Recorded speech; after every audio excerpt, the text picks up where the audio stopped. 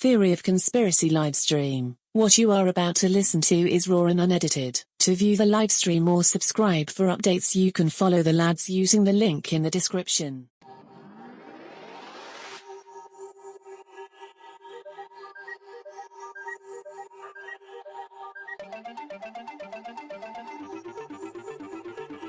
Five, 4, 3, 2, 1. We're now live. How you doing, Andy? I'm all right, Carl. You? Good. Happy bonfire night eve. Happy election night. Yeah. Remember the 4th of November? Exactly, yeah. My buddy was telling me today. He said that works with any date in November, doesn't it? Obviously, it's the 5th of November. I remember the 8th of November. Yeah, probably does. It works with anything. So 1 second, just popping the chat out so I can read it better. All right. That's the theory, anyway. Welcome to the chat room. Chat room. Biden with the calculator. Biden winning 270 and Trump 268. 270. It's going to go on. I think this is going to go. This is going to go on for a while. This. Yeah. Yeah. I thought we'd wake up this morning and be done and dusted, but No, it's just they've got some really stupid rules where they get the postal votes in. They don't count until the day, where some count when they receive it. Say, for example, you received it on the 1st of November. You get it all in the room with your sort of your people who are observing, watching, make sure there's no manipulation of the voting, and start the count. Because obviously, if you've got 5-6 million votes to come in, that's going to take you a long time to vote. And some of the process is a nightmare because you've got to look. I think it's West. I don't know if it's Wisconsin or Pennsylvania, where they've got to look at the envelope, match both signatures, then scan it into the system. It's just like it's really confusing. You know what I mean? So I've read things about if you use a Sharpie pen, it's a void vote. If you use a biro pen, it's a vote. It's class. I don't know how true that is or not. So people handing out Sharpie pens in the queue, and obviously that voids vote. I don't know if that's just sort of scaremongering, but because I know it like on when people were doing the Brexit vote, if you if you sort of like wrote an X, that's fine. But if you sort of like did some kind of stupid thing, like a circle or smiley face, it'd void the vote. And it was something like stupid. I remember some stat on like a few thousand votes were just stupid. It could be wrong, but 2,500 votes were void. I mean, or I can't remember. It's probably bigger, but lots of votes were void. Why would you go? Why would you waste all that time, go to a polling booth just to void the vote? You might as well not turn up. Are they when you say voided? Were they spoiled? Yeah, it's called invalid vote. Yeah, but were they void because they made a mistake, or was it? Which question? The regarding Brexit or the Donald Trump one? Well, all of them, because I spoiled my vote on purpose, but rather than not voting, when the last election we did for Boris, yeah, rather than not voting, I mean, I didn't think I was going to make a difference because my town has always been Labour, and it was overwhelmingly Conservative this time around. But I didn't want to vote either, so I went none of the above, and just wrote on it none of the above. And mine was counted as one of the 160 spoiled votes. Yeah, voided. Well, spoiled votes. Yeah. Bobby Shafter's entered the room. Evening, gents. Hello, Mr. Shafter. Hi, Bobby. I'm a bit. I'm high as a kite on paracetamol and or just literally drinking orange juice and vitamin C and stuff at the moment. But I'm hardcore. 1 sec. I am just sharing the link to the stream. Good man. Because we didn't do any of that. We just jumped straight on. Yeah, completely forgot about it. I have to change the default text every time to say we're live on Twitch instead of I'm live on Twitch, and watch us instead of watch me. It sounds like a sex show. Then watch me. Sounds like one of them OnlyFans kind of accounts.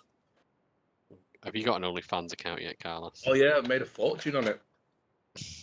It's amazing how many girls have set up accounts over the during the lockdown, and they made a fortune.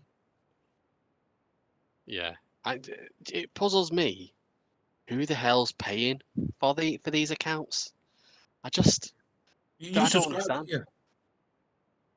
You subscribe. So if you've got like a model like or fancy or something, she's got. I know what the business model of it is, but whether it was 50p a month or £7 a month, I don't understand why people would. I don't understand why people do it. You're looking in the chat at all that. Yeah. I think that's my new Nightbot. That's my new chatbot. That. Yeah. Because what's that? Is that you? No, it's not me. It's automatic. Okay. It's something. I added it last time we did a live stream. It's an automated thing. So if there's activity in the chat room, every now and again, it just reminds people. Obviously, Bobby is already following us because he's a superstar. But it just reminds people to go, hey, here's our links to the podcast. Here's our YouTube. Yeah. What Nightbot? They're always selling some Nightbots and stuff like that. Nightbot. It's just an app. It's just an app called Nightbot, and you can set up timers and stuff to post links and things like that. So yeah. In fact, there's a link I can do. I'm going to do a link later if we get a few viewers on. There's no point in doing it with just us and Bobby. Won't really work. So what's the, we're just waiting for people to get on, Bobby. We've come on a bit early, so we're just. Well, if you've got any questions, Bobby, feel free to ask while you're waiting. Yeah. We might answer them later. Like, I'm tempted to go for a refill. Look, my glass is invisible. But I'll drink this first. All right, I might go for it as well. I'm drinking that much liquid. Yeah. I've even got my toilet roll. It's fucking running noses, mate. The hardcore. Dude, I see shops. People are reporting like, "Oh, Sainsbury's shelves are empty again." Why are people going out panic buying again? Because of lockdown. You're still allowed to go shopping. I don't know. You're allowed to go to the shop. You're not allowed to go in big families and groups, but you're allowed to go like you could do in lockdown. I don't know. It'll be me again. I get sent every time. People just, I think, just people panic, don't they?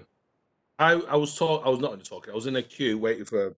I was in Asda, I think it was, just queuing up normal for my food, and the people in the line were going, "Oh, it's just amazing how some people believe."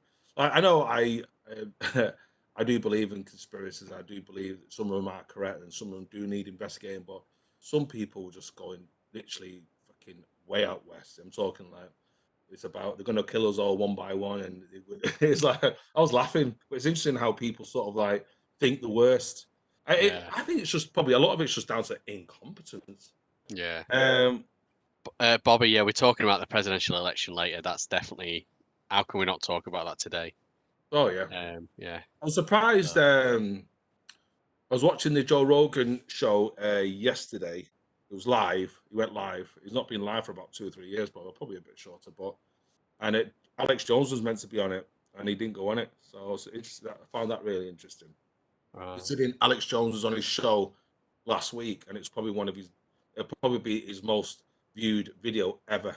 It's had after a week, it's had 12 million views already in a week. So yeah. I was going to say something then. What was I going to say? The election. No, it wasn't to do with the election. I don't think. You got to get a fill up. No, it wasn't to do with that. Oh, I've lost it. The fireworks are distracting me. Don't know if you can hear them. I can hear something, but I wasn't sure it's fireworks. Can you? Yeah, it's fireworks going off. So yeah, that'd be interesting. Obviously, Bobby's asking regarding the presidential election. Yeah, that'll be interesting. I think that's going to go on for not weeks, but I'll go on over the next few days. I think there'll be recounts and investigations and lawsuits and stuff like that. Yeah. So the latest lockdown, don't you think it's pointless unless you've got the full hog and shut schools? Bobby, I'm totally with the guy that recommends that. Well, he's not recommending they shut schools. He's saying they should send home half the students. That way they can socially distance in schools. Because if you've got about 15 in a class, it's a lot easier to spread them out than it is with 30 in a class. Because the UK's got the biggest school, the biggest number of pupils average per class, and yet the smallest classrooms in Europe. But so they're saying like send half of them home, and they get to do online access to schooling. The oldest kids. No. Get every single class, split it down the middle alphabetically or whatever you want, and go. That's what I mean. How do you split? It doesn't matter. It doesn't matter. So say you 15, you go home and you homeschool this week. You come into class next week. You go home and you guys come into class. Okay. So it's 50-50, and they do a deep clean at the weekend. So yeah. So it's not a permanent thing. It's a shift. It's a rota pattern. So they all get 50% homeschool, because every single teacher now. So you're probably not aware of this, but especially you. Well, talking about you, Carlos. I don't know about Bobby's situation. You might have kids or whatever. But so every teacher has 3 objectives a year if they want to get a pay rise. Okay, they have to meet or partially meet 3 criteria. Three different separate objectives, and some of them, and the government will sort of throw one out to say, okay, we think reading should be focused on this year or whatever. And this year they've said online. So online, each teacher is tasked with improving their online offering to kids, because they know this is way before they knew we were going to have a lockdown. This is when they went back to school in September. They knew that when the kids go back to school, the bubbles would get burst. And hi, Mr. Paris. They knew that. Hello. They knew that bubbles would get burst, and that certain percentage of kids would have to go to school, because like you have 2 incidents in a classroom, they have to shut the classroom. It depends on the school, but 2 incidents, they have to shut that classroom. All 30 kids have to go and work school from home for 2 weeks. They come back in, you have another 2 incidents, they're out again. So some kids were never in. Some kids that just literally haven't been in school. They've been at home for a lot of period, a long time. My daughter luckily hasn't. How do they do it at playtime? Do they have to separate on different playgrounds and stuff like that? Every school's different. Every school is different, and they've had to come up with their own. I've got quite a bit of knowledge about the school that my daughter goes to, because I'm a parent governor. So, the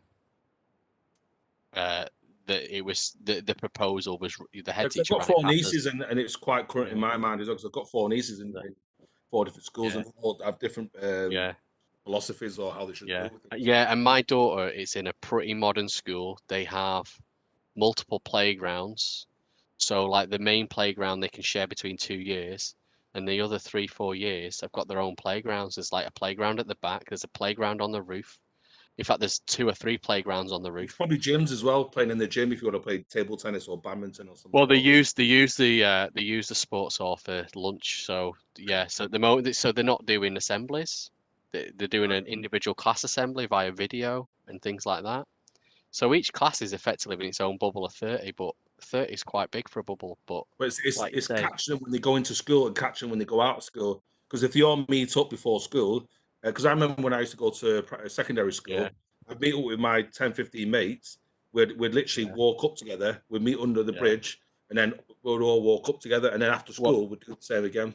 At my school, that's not happening. Obviously, this is a primary school, so parents are still dropping off, picking up, and it's you have to wear masks as you approach the school. You drop them off at the gate.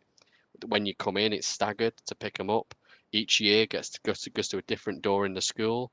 Some are at the back of the school, some are at the front of the school. Previously, they just all used to come out the front, but because they've got multiple entrances, like I said, it's a fortunate situation. Other schools aren't as fortunate, so I don't know what they're doing. Every single school is different, but you can guarantee they've all put these different rules in place. But yeah, ignoring the schools. I'm totally behind the guys that something should be done. I'm not saying shut them, but something should be done, because it's hard on parents as well. I know my wife said I can't do homeschool again, It's hard. She found it stressful. It's a full-time job. It's a full-time job. Yeah, that's why we have teachers. Yeah. So, yeah. What's Bobby said there? So trying to contain the virus whilst millions of children are still in school is trying to avoid hepatitis by eating your dinner from a hooker's arsehole. Good analogy. I like that one. Oh man, that's exactly the sort of thing that Nick would say, isn't it? You're definitely from the same area as Nick, mate, Bobby. But yeah. Before you start properly, I'm going to go to Nip to. Are you going to fit a refill? Yeah, as well? you go. I'll keep them entertained, and then I'm gonna top up my drink. So yeah, like I say, I mean, this is still. Normally we don't go on till just after 9, so we're still early. So yeah. Yeah, Mr. Paris, how are you doing this evening?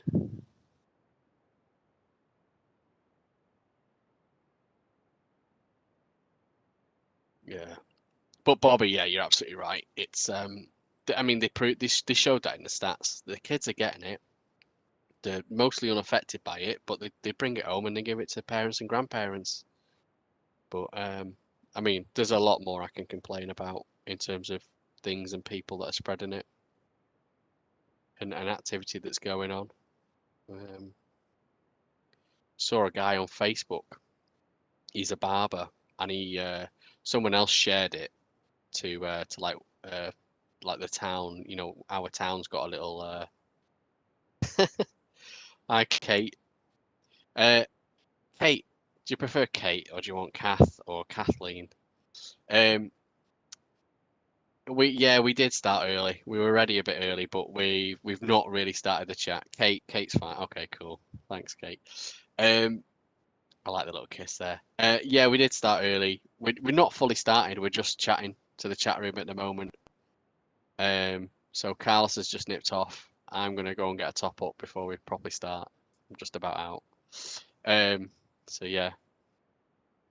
How are you feeling about your shutdown at midnight? Yeah, it's a strange day, isn't it? Lockdown, election, bonfire night tomorrow. Back. I might let Carlos answer that, and then I'll come back and answer it. So, Carlos, Bobby's just asked, how are you feeling about shutdown at midnight? I was unsure. Does it mean midnight tonight, or is it midnight tomorrow night? When they say like Thursday at midnight, what do they mean? In the morning or at night? It's actually today, so it's the fourth. It's actually tonight. Yeah. It's bonfire night. Did you do one last week? No, Kate, we didn't do one last week. I was like, Carlos should have come on, and just done a solo one and just solo, yeah. But like an only fans account. Right. Carlos, 2 minutes. I'll be back. Yeah. So to the group, I was watching the Joe Rogan podcast. It was going live, and obviously, as the results were coming in from America, you could see where some of the experts were talking. You could see there's going to be some kind of investigation. There's going to be some lawsuits. There's going to be recounts. Because even before the election, before they got the votes in, Donald Trump was always aiming at some of the counts that were coming in. There was one in one of the, I can't remember the state it came in. There was a big bag of big bag of votes just came in, and pretty much all for Biden. No for any other sort of like for election. Not nothing for Trump. And there's another lady who was on there as well. But it looks like it's going to go to some kind of investigation, some kind of lawsuit. But no. Think of the flu gets spread around. Yeah. The school ones, that's an interesting one. It's like I've got 4 nieces in school, and I feel sorry for my sisters. They're all got like one of the girls staying at home, one's have to go to school. It must be a nightmare if you're a parent now with the current climate. And lots and lots of businesses are going to go under as well. I've got lots of mates who work in hospitality, and they're absolutely decimated at the moment. But yeah, we've got quite a few things to talk about. I think the election will take up quite a bit of the podcast time. I don't always agree with Trump, but it seems really popular to hate Trump by the media. Yeah, I totally agree. I think the first time ever, I could be wrong, all the big tech companies are left. I don't see any of the big tech companies or media companies in America right. They're all seem to be left, and they're doing whatever possible to sort of like mute a lot of the people who are sort of publicizing Donald Trump. The interesting one is if you looked on Trump's Twitter account, his last 4 or 5 tweets have all been sort of like, this voice community guys. It's just been blocked out and stuff like that. His last 4 or 5 tweets. So that's going to be interesting. I think if you have a sort of opposing opinion, they're beginning to block you now. Or because I was sending some out to Andy and Nick yesterday. David Icke's Twitter account's been blocked. So Andy's not a big fan of Ike. He thinks he steals. Not when he starts spouting dangerous stuff. But in that, just like in a personal opinion. Well, again, we talked about this when we talked about Joe Rogan, and when you've got an audience that big and so many followers, they take on what he says. They start breaking rules. They then start spreading it on social media to other people, and they might convince other people. It's like anti-vaxxers. Yeah. If you're given the correct information about vaccines before an anti-vaxxer speaks to you, you're more likely to dismiss it. Whereas if someone comes along and gives you the information about anti-vax, you can go down a rabbit hole, and by the time someone turns around and says, actually, it's wrong because of this, you start quoting stuff that they've been quoting at you, like, oh, Big Pharma wants you to say that. People that are making money out of it want you to say that. And you can't convince them to change their mind, basically. The same goes for like moon landings and all sorts, and flat Earth. It's the fault of the big tech companies, the social media, because the key to social media is to keep you engaged. So you mentioned, obviously, first-time mothers or women who've just had a baby, and they talk about vaccines. So they go to some kind of vaccines forum on YouTube or XYZ, and then they'll take them to some kind of other conspiracy sites where it could be chemtrails. Oh, what's it? Yeah. Just take it. So that's the other thing. If you believe in one conspiracy theory, you're far more likely to believe in other conspiracy theories. Yes, I can accept that, but the problem is you start questioning everything. I don't believe all conspiracies. I just sort of I just look for red flags, or I look for the paper trail, the money trail, because obviously people don't do things for the sake of it. Because at the end of it, it's all about power and money. That's the thing what people care about. It's quite But big one from Bobby Shafter. Correct me if I'm wrong, if I've got it completely wrong, but Trump's declaration is on par with 2 teams starting the FA Cup final, and then after 5 minutes, one team walking off the pitch and saying, we won 5-0. If you disagree, we're going to take it to the High Court. Yeah. Right, as soon as you've brought that up, I could have digressed onto what we were just chatting about then, but as soon as you brought up the elections, should we talk about the elections? Carlos, you asked me yesterday. Yeah. Who do you want to win? Trump or... Yeah, I said, who do you think... No, I asked you 2 questions. Who do you think will win, and who do you want to win? You said, I don't care and I'm not bothered. But you said. Yeah. Well, I said I couldn't answer you. I said I couldn't, and you said why, and I said I don't really have an opinion because I don't follow it, and that played on my mind last night. So the first thing this morning, my alarm went off, and I opened my phone and I started going through the news app because I wanted to know what the results were, and I could see that Biden was just like creeping ahead, and I started reading stuff. But you're right. I mean, well, the way I see it is, should I really bother taking an interest because I can't affect the vote? Don't live in that country. I can't vote. So whatever happens, happens. However, who do I want to win? It's a weird question. As much as I think Trump is mental, when I did do a bit of reading this morning, I think the fact that Brexit's going to happen and Biden's background and things like that, I actually think we'll end up with a better deal with the US if Trump stays in power rather than Biden. I think Biden, from what the news articles I was reading, were saying that he's probably more likely to want to do a better deal with the EU than us. Whereas Trump, Yeah. Obama Yeah. said the same thing. So he follows Obama. Obama says, "We Yes, prefer the that's UK." yeah, exactly. Yeah, he does, and he backed Obama when Obama said that. Yeah. Biden backed it. So yeah. What's Mr. Paris said?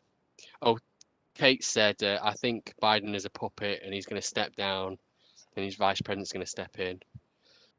He just, do you know? I know Trump's an old man, but Biden just looks like an old man. Well, And Biden. also a president called Joe. It You just, make Joe. No, but Joe yeah. Biden I think he's had brain surgery, I think 2 or 3 times. He is literally an old man. He was losing his words. He couldn't remember. There was a famous clip where he couldn't remember the word for God. He was like, what do people pray to? God, that's it, God. He just couldn't remember the word for God. And people, it's like, even his wife yesterday, I don't know if his wife was just sort of nudging him, go, and thank that person yesterday. I think he was talking in Delaware.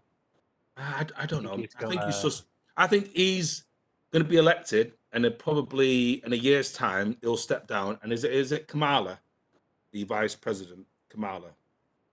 Oh, I'm sure the group yeah. will correct me. Is that what Kate's saying there, the first female president? I didn't even know who. This is how much interest I take in it. Yeah, Also, 'cause the fact the that vice literally president's called Kamala. the past 2 weeks, I've just been in a bubble. I've not not had TV on, not anything. So, and like I say, I've just not been following it because I can't influence. He mistook his granddaughter for his dead son last night. Oh my God! He is It's literally. I feel it's sorry because it's not his fault. They're just parading him. yeah, And yeah, who the right man would vote for a guy who's literally he's on his way out rather than on his way yeah. in? So I think he's just a stepping stone. He's just going to get in. 6 months later, a year later, he'll just step down. I don't think Yeah. they'll ever bring that the 25th Amendment. I think it's when a president is not mentally there, and I'm sure it's Kamala, who's the vice president woman. But I find she'll probably take over. But I find it interesting that she was going to take over because she hates Biden. She's actually gone on record to say Biden's a racist and a Right. misogynist. So I find it Well, really interesting.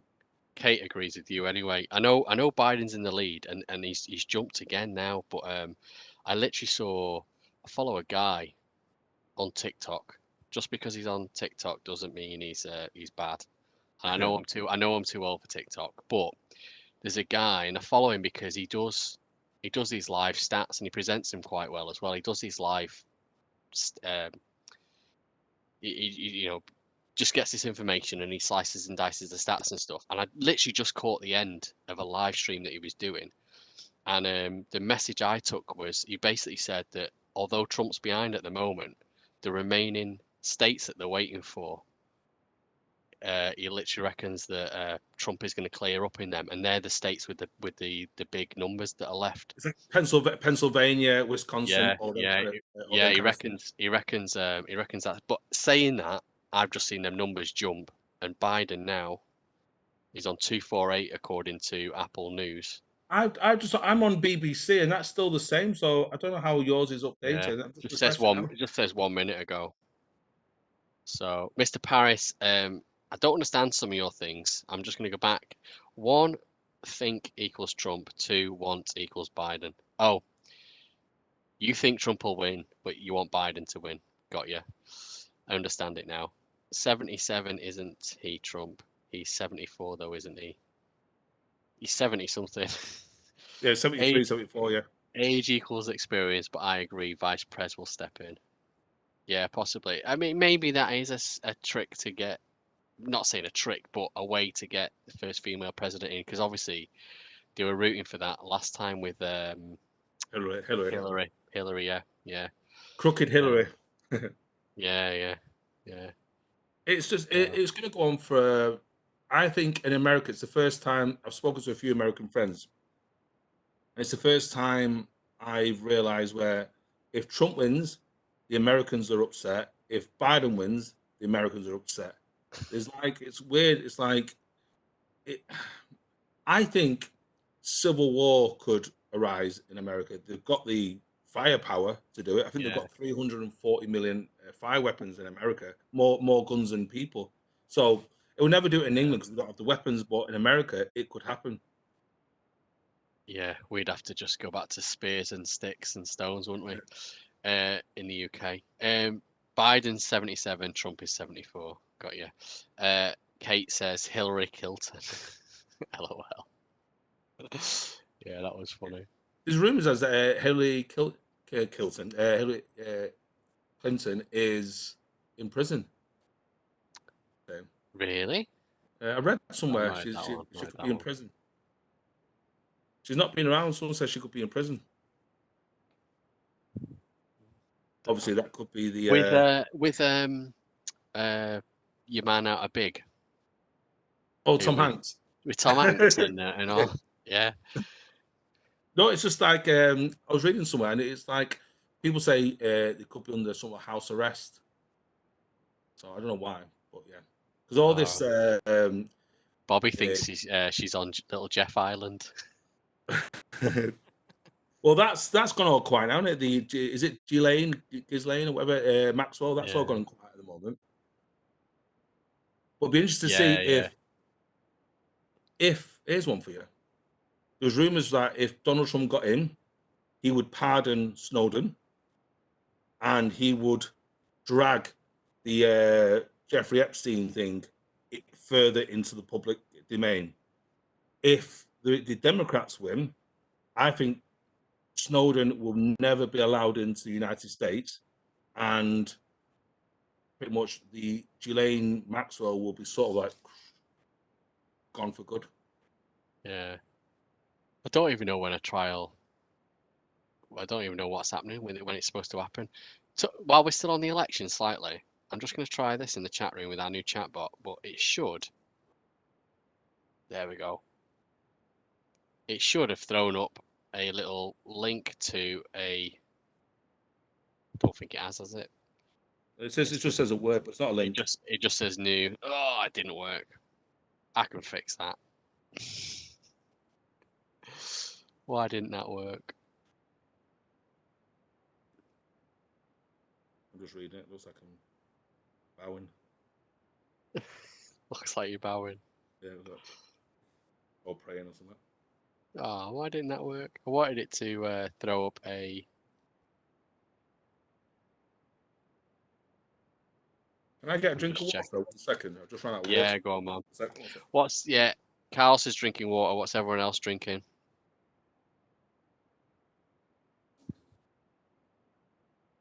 I'm treating myself tonight.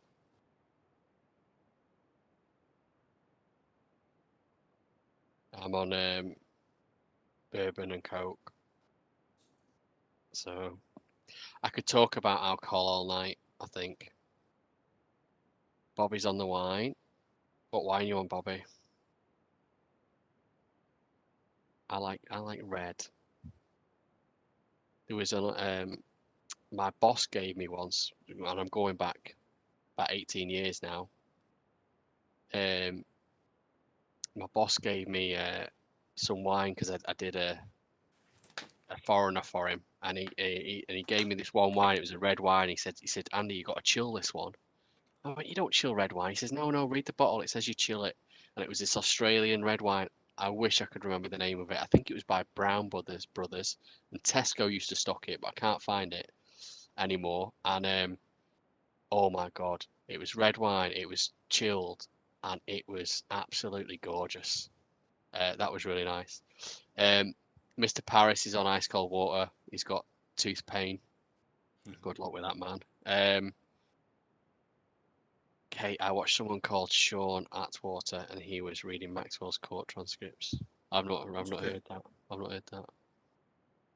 So I was just saying, Carlos, I could probably talk about alcohol most of the night because I'm a bit of a whiskey collector.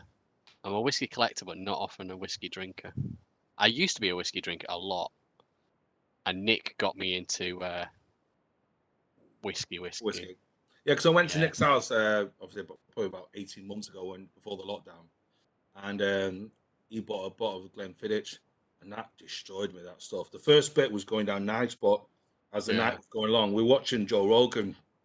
I think we started talking about God, And there's one thing Nick gets really about. He's a bit like 9/11 with you and God with me. And I think it was about 4 o'clock in the morning. I go, right, bring me a taxi. I can't be arsed talking about this anymore. But yeah. Yeah, he likes his Glenfiddich, Nick. But he, a few years ago, he bought me. It was 15 quid at the time. There's a set of shops called the Whiskey Shop. There's one in Manchester. They're in all the major cities. There's one in Edinburgh. I think 1 or 2 in London. And for 15 quid, you got invited to these whiskey tastings, and they weren't free. Some of them. Yeah. Well, yeah, whatever town. So you basically, you got your membership, and then you sort of like got in touch with your local shop, and they would tell you when they were doing whiskey tastings, and they do like two or 3 a month. And the manager of this whiskey shop in Manchester, not there unfortunately anymore. But what he used to do is, so like say you go to these whiskey tastings, and if you remember, you got a £5 off whatever the whiskey tasting was, and some of them were like, a couple of them were free a year, but the average price was about 15 quid. So, well, say 15 quid. It was normally 20 quid, but we got a £5 off for 15 quid. So for 15 quid, we would go and you'd get to sample 6 whiskies. So if you went to a pub and bought 6 whiskies, it probably cost you 15 quid anyway. But these whiskies were not your bells and your stuff at the, stuff that's 3 years old. So it's got to be aged for 3 years to be a whiskey, right? So obviously your stuff like bells and all that sort of stuff that's in your pub, they're all just churned out really quickly just to stock the shelves and stuff like that. And to be honest, when you first start drinking different whiskies, you can't really tell them apart. So anyway, Nick buys us this. We go to a couple of these tastings that are 20 quid, and the guy goes, right, he says, I'm not supposed to do this. And he actually got in trouble after a couple of months. I'm not supposed to do this, but you've all paid 20 quid to be here. Some of you 15 quid because some of you are members. If you buy one of these whiskies you're tasting tonight, I'll give you your membership fee back. I'll give you the tasting fee back. So we taste these six whiskies, and each one they talk about each one, and they talk about the different flavors. And like I say, at first, like Nick just goes, tastes like whiskey to me, tastes like whiskey to me. But believe me, after a couple of, we only went to one a month. We didn't get every week, but we only went to one a month. But after a couple of months, you start to go, yeah, I can taste that, and I can taste the difference between that one and that one we had before, and that one, because it's been in a different barrel, and all these different things that you can do to whiskey to make all these thousands of different whiskies taste different. But anyway, the guy says, see these whiskies, this bottle here was 40 quid, this one was 60 quid, this was 65, this was 70, and this one was 200. Oh, so not cheap though. So they weren't cheap. No, they weren't cheap. So when you work out that price, and what you would do is you taste these 6 whiskies, and he says, right, if you buy one of these bottles, I'll knock the 20 quid joining fee off. Plus, because you're a member, you get another 15% off the bottle. So say there was a bottle there for 50 quid. All of a sudden, that bottle is now 30 quid, and then he knocks 15% off. But he doesn't knock 15% off the 30 pound. He knocks the 15% off the full price at 50 quid. At 50 quid. So all of a sudden, there's a 50 quid bottle there that I'm getting for less than 25 quid. How can I not buy that? I could go. Or Tesco's or Aldi. Yeah, you could, but you couldn't buy this for 25 quid in Aldi or Tesco's. You're getting a 50 quid bottle of whiskey for 25 quid. So anyway, I ended up having to buy a whiskey cabinet. In fact, bought a whiskey cabinet. It was second hand. It was off like a free cycle or something like that. I think I paid 15 quid for it. I had to go and pick it up and get my dad's car to drive it back. So I've got a whiskey cabinet, and I just started buying all these whiskies. But because I was coming home with them, I just didn't drink them that fast. I think I had a couple of sessions where I got all my mates round, and I just went, right, here's a load of whiskies. Let's just sit here and try them. That guy, he's possibly giving it away. Well, like I say, a few months later, it was the night that Nick bought a really expensive one. And so I was buying them all, and Nick was like, no, I'm going to wait. And he buys this one. It was a really special one. And I think it was about 200 quid. If Nick's on the chat, he can probably correct me, but I don't think he is. But it was over 200 quid. So by the time all the discounts and everything came off, he paid 150 quid for it. And so did a lot of other people. There was one woman there was with a daughter and a son. She bought 3 bottles, one for her, one for her son, and one for her daughter. So she spent 600 quid. Although obviously when it all tailed up, she spent maybe like 500 or something like for these 6 bottles of whiskey. So anyway, the manager went, "How did last night go?" Sorry, his regional manager went, "How did last night go?" And he went, "Yeah, sold 6 bottles of such and such. I can't remember what the whiskey was." And he went, "What, at full price?" He went, "No, I give them all the Discounts. tasting fee back." Well, he was allowed to do the discount. It was the tasting fee. So that night was an expensive tasting fee because obviously this range of whiskies, 4 of them were above 150 quid, and if not all of them, they were. It was a really expensive tasting that night, and I say expensive, but I think it was 30 quid that night. So everyone got the 30 quid off. Then they got 15% off. You won't be able to do that ever again now, or not for No, the next no, he got told off. He said I shouldn't have done that. He got told off. So the next time he went, he said, he said to me and Nick, he went, because you two have been coming every month. He said, I'll still honour it tonight, but I'm not allowed to do it anymore. So we got another week out of it. And then literally next thing, he's no longer the manager of the store. There's a new manager. So why have our profit lines gone down? well, well, he was just saying the way he sold it. He said, "Look," he said, "yeah, you've come for a tasting here, but he said if you come into the shop tomorrow, these bottles that we've opened, because you wouldn't get through 6 bottles with. I mean, sometimes there were 30 people in this little shop. Those bottles would go under the counter, and if you go into the whiskey shop now, and they've got a bottle that's open under the counter from a tasting night, and you go, oh, I'm not sure about buying that, and they'll go, do you want to sample it? I've got an open bottle here, and they'll give you a taste there and then. Now he said to us, what you could do, you could have not bought it tonight, you could have come back tomorrow, still got your 15% discount, and you could have come in, you could have not come tonight and paid 30 quid. You could have just come tomorrow as a customer and said to me, what did you have last night? And he would have gone, oh, I had these 6, which one do you want to try? And he would have let you try them and buy one. So effectively you were not spending your 30 quid. So he was just saying, look, it's, they've tasted it, they're buying one. It's just like them walking into the shop the day after.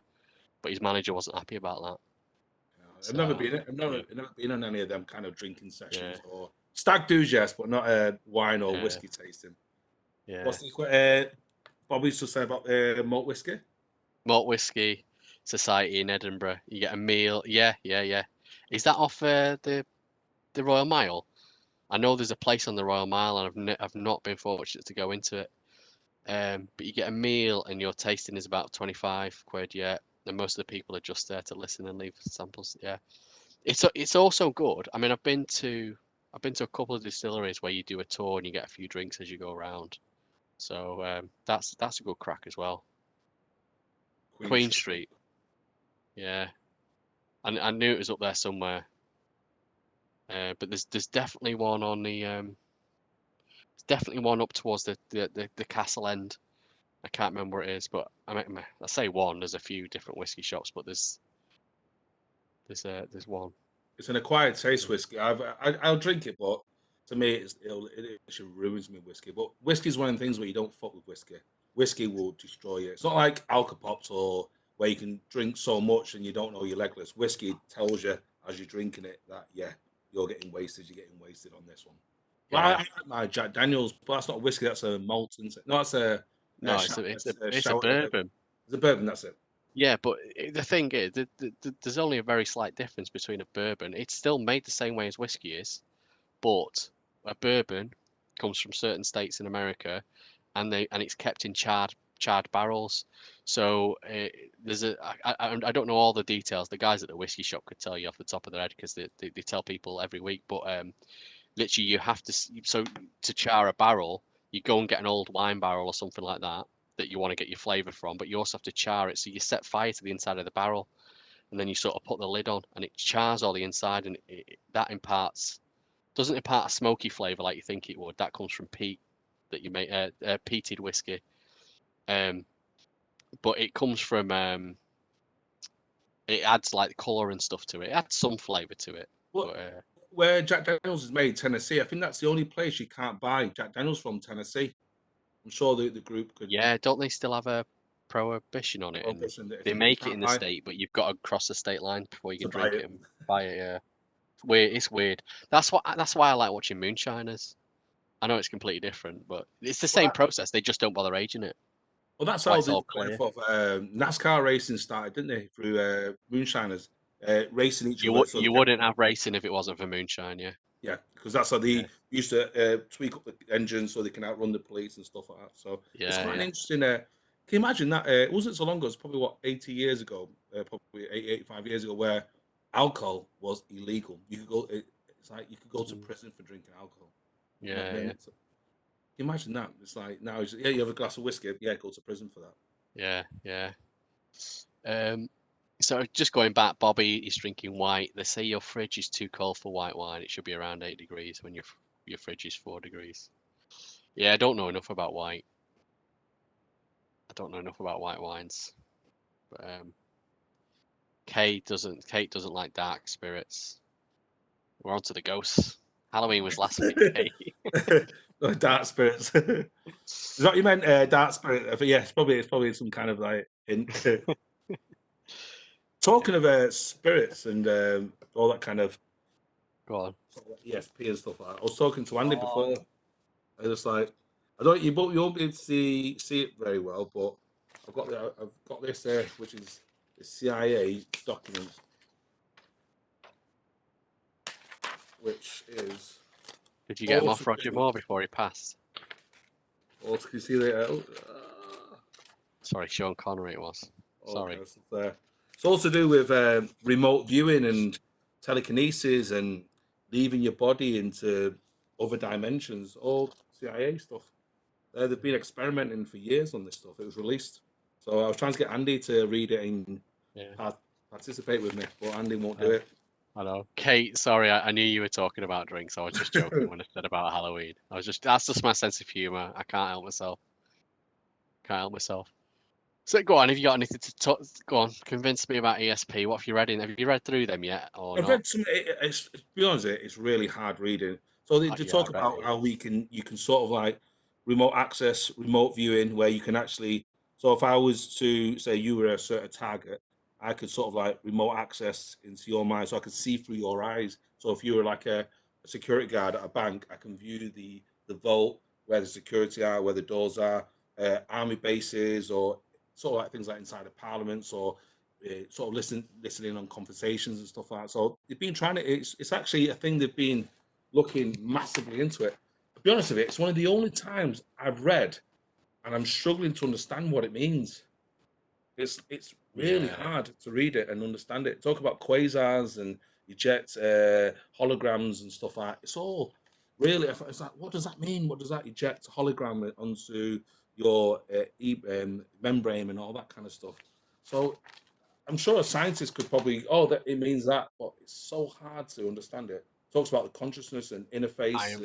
I imagine it's partly deliberately written difficult as well. I guess it's like any sort of science paper as well. That's why I like listening to these other skeptics that break down science papers, because they can read it and they can translate it into what it actually means because they're so experienced in it. They're not using jargon and stuff like that. Yeah. So you're not into all that kind of remote access and ESP and stuff like that? No, Mr. Paris. I've got an anecdote about it. I've got a couple of anecdotes about remote viewing and stuff. But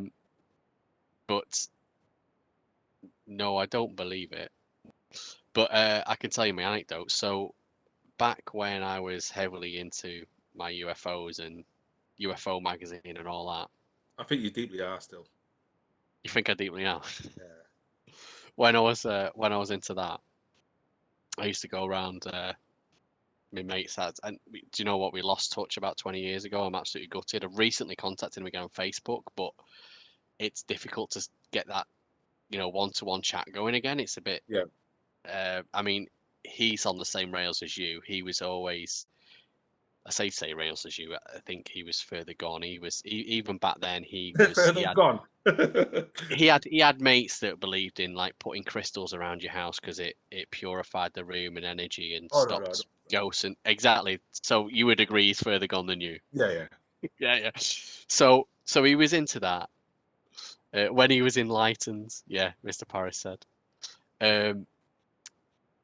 Yeah, and yeah, he pulled out a few books from like the 1800s, and we're sat there. So my missus had gone out with his missus into town on a girls' night, and we're sat there. His kids were in bed. We're sat there, and I'm flicking through this book, and it's all about how to put yourself in a trance to do remote viewing and to leave your body when you go to sleep and everything. And so I read it and I tried it that night, and I tried all the techniques and it was working. It made me go off to sleep, but I didn't leave my body. But I had a dream that I could see my body lying on the bed, and because I'm more technical and I'm, you know, we're talking back when emails just came out and stuff like that at work, and PlayStation 1 was around. These are the days. PlayStation 1, his son had a PlayStation 1, and I could zoom back into my body, and there was like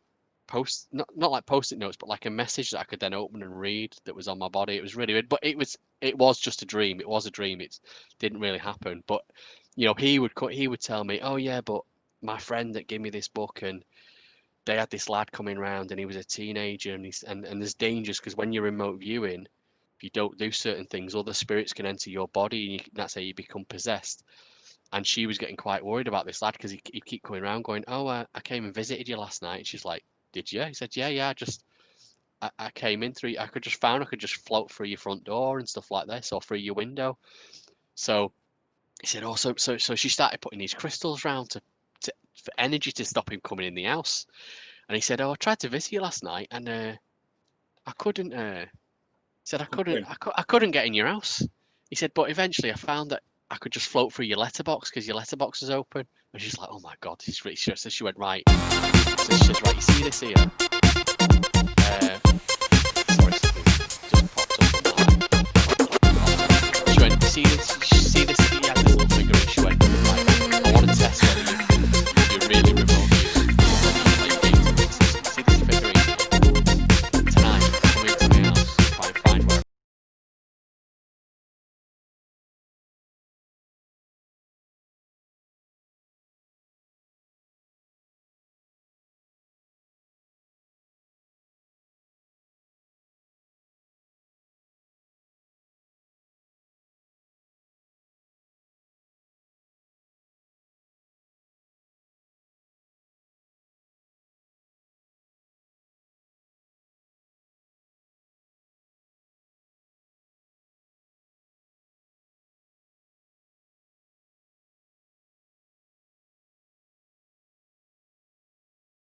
Done it a few times. Yeah, I've done it a few times. Yeah. I know it's just that's why I've been doing a lot of this. CIA and all that. I'm not saying because CIA, but clearly a lot of people do think there's something there. The problem is there's so many people. What's that famous guy, Derek something? He was a Scouser. He could speak to dead people. What's it called? He got found out to be some kind of Derek Acora. Yes. He was literally just making it up. Or I see a person with a head. I see a person who's saying it starts with an S, starts with a B, and then just going through. He always pretended that he didn't know where he was going until that afternoon, and he was taken up there. Blah blah blah. And apparently they came out and went, actually, he did know, and it was researched because he was coming out with stuff that was very close to it, because they'd have professionals from the area. I think it was, who was the host, the girl host? She's been caught on camera. She didn't know it was recording. She went, oh, Derek, it's all made up. It's all bull. It's all bull. But I went to see him live once. I've been to a couple of them. Because you believed it. Just for fun. I think once I went with my sister, who sort of believed it. So I just went along. I went, she went, I've got tickets for this. It's at the local community centre. Want a big thing. Community centre, there's a couple of hundred people there. Let's go along. So I went along. I can't remember why I went to the other one. I think it might have been with my mate Rob. But that was at the Par Hall in Warrington. And the first time I went, even though I didn't believe it, I was really nervous because what I didn't want was to point at me and go, you, I'm picking up something for you. I didn't, but at the time I didn't realize that a lot of the things they're getting messages for, they've they've basically been listening to you in the queue in conversations and stuff like that. Plus, they're Been passed picking up messages on. information, and if you're writing, if you write no details, what's your name, date of birth, they probably look on Facebook. Even if you don't do that, you can just have someone in the queue, and they just start going, "Oh yeah, I'm waiting to see him. I'm hoping to get a message from Anthony Dora." And then they'll say, "Oh yeah, to be honest, I lost my uncle 2 years ago," so what they'll do is they'll then go, they've just made up a fake story so that you tell them your real story, and then they just send him a message going, "Yeah, this is that." And I don't know. I think that's what does happen. I don't know, but there's all sorts of things. There's a couple that there's a woman. She's got a TV show, and her husband used to manage her, and she has basically she's changed the way she does her acts several times because I can't remember what the hell her name is, but these Skeptics guys from Liverpool have done a couple of episodes on it. In fact, they did a podcast on her, and they had to pull it because she ended up taking them to court. So they pulled it because Sally Morgan's. Sally Morgan, thanks, Kate. Yeah. So she's changed the way she does things a few times. She's had to sack her husband as the manager because he was found out to be doing all this, a lot of trickery and stuff like that. Just going back to the chat. Yeah, that music, Mr. Paris, I don't know what happened, but iTunes popped up on my laptop and started playing music, and I hadn't even touched my laptop. So I don't know what was going on there. And you said you could hear music, and when I stopped it, that's why the music went away. Kate says, just come out thinking it was another app I had open. No, yeah, Kate, wasn't you, it was me. So like I said, don't know what happened. Maybe someone's hacked my laptop. I don't know. What we should have to say about ESP. What was you on about while the music was on? I don't know. Yeah, go back to what you're saying. I remember I used to watch a lot of these programs about people who used to talk to the other side. And there's a guy called John Edwards. He was the one who he was really good at it. There was one show where I still can't find it on YouTube, but I remember watching it. You got this guy. There was this guy who didn't believe he was there for his wife to comfort his wife, and he says, It's just called a guy called John. It says, "I'm getting a John." John, and goes, "Yeah, John. Were you in the Vietnam War?" Goes, "Yeah." He goes, "You lost a friend." Goes, "Yeah, obviously." That kind of stuff. And he starts talking about your friend, call him Brian. He says, "Brian, I've got your friend Brian." He goes, "Do you know someone?" He goes, "Yeah, he's the one who passed away." And he says, Brian says, "Thank you for looking after him," and sort of like you were talking to him as he passed away. Yeah. Howard, and he says, "Yeah, I was holding him in his head as he passed away," and the guy just broke down. I've never seen a guy, and I thought he just broke down. I bet he did. I bet he did. But how would he know that? Popov. What's that? Popov. What's that? Popov. You've never heard of Popov? No. This is for you tonight, Carlos. You're gonna Google. I can't remember his first name, but Google Popov. He basically was doing the same thing, except his act is that. And if anyone in the chat room's heard of him, feel free to comment. But just to say, yeah, you've heard of it. But I think it might be Gary Popov or something. But Popov, he was doing a very similar thing, except he was going around pretending he was a man of God and he was curing people of illnesses. And